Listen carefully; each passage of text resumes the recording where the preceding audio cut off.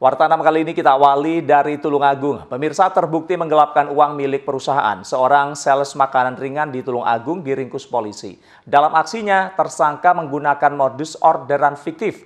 Akibatnya, perusahaan mengalami kerugian hingga ratusan juta rupiah.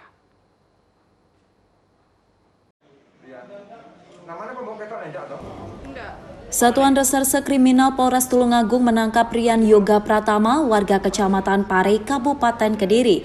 Sales perusahaan makanan ringan ini ditangkap setelah terbukti menggelapkan uang perusahaan senilai 724 juta rupiah. Tersangka sendiri sempat kabur keluar kota saat perusahaan menagih pembayaran. Tersangka kemudian ditangkap polisi saat berada di kosnya. Tersangka menggelapkan uang perusahaan dengan modus membuat orderan fiktif untuk mengeluarkan barang dari dalam gudang. Uang hasil penjualan tersebut tidak disetorkan ke perusahaan dan justru digunakan untuk keperluan sehari-hari. Pihak perusahaan yang mengetahui perbuatan tersangka sebenarnya sudah memberi waktu untuk melunasi hutang tersebut. Namun tersangka justru kabur dan tidak mempunyai itikat baik untuk membayarnya. Dari hasil pemeriksaan polisi, uang tersebut habis digunakan tersangka untuk membayar hutang. Aksi penggelapan uang ini dilakukan oleh tersangka dalam kurun waktu 1 bulan. Tersangka sendiri diketahui pernah menjuarai Olimpiade Matematika saat duduk di bangku sekolah dasar.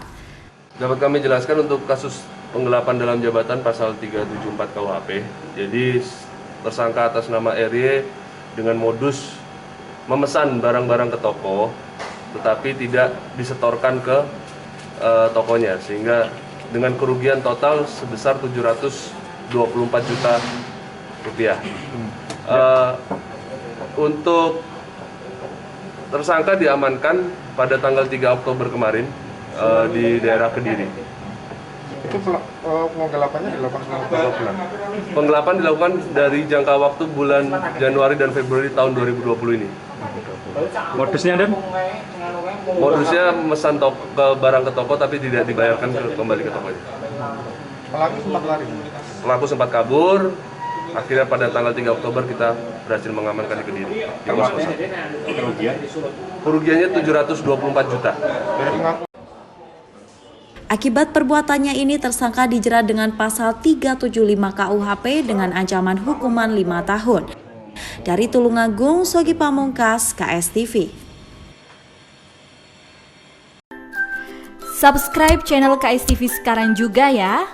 Dan klik lonceng, biar nggak ketinggalan update video terkininya KSTV.